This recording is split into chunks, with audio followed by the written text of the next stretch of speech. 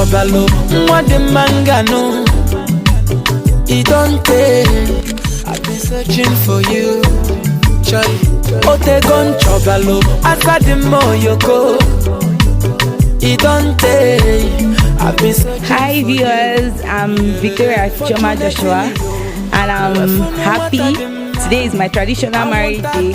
I'm getting married to Stephen Chukujin Dumoye. I bless the day we met. I'm very grateful to God for the success of today. Everything is moving smoothly and I bless God. And I'm very grateful to God that finally our dream has come true.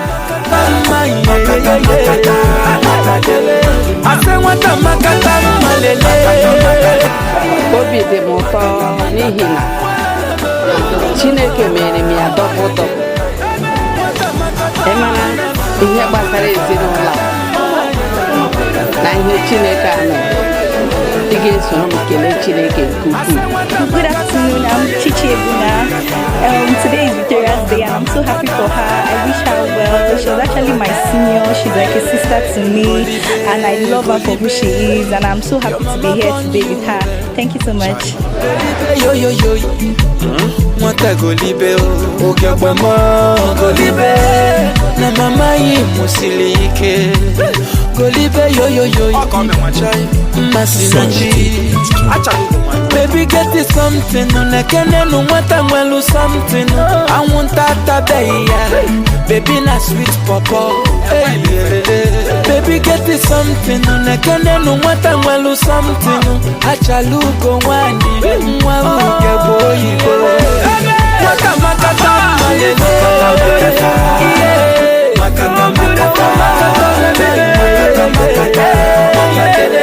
I say what makata malele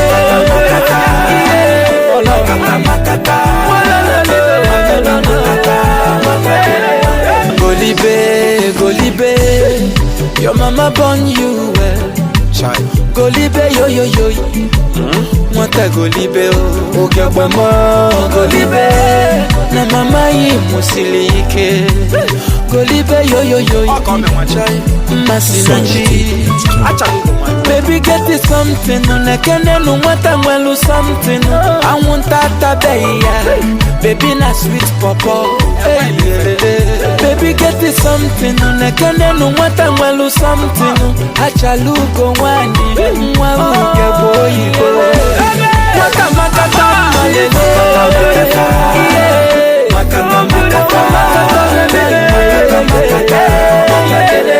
I say what makata malele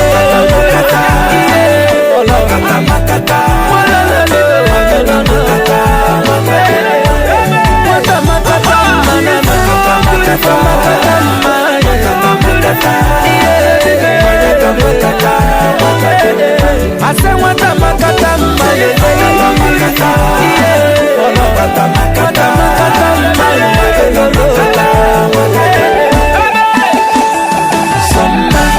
makata makata adugo makata yeyawo makata neka makata ogechi makata njideka makata adoli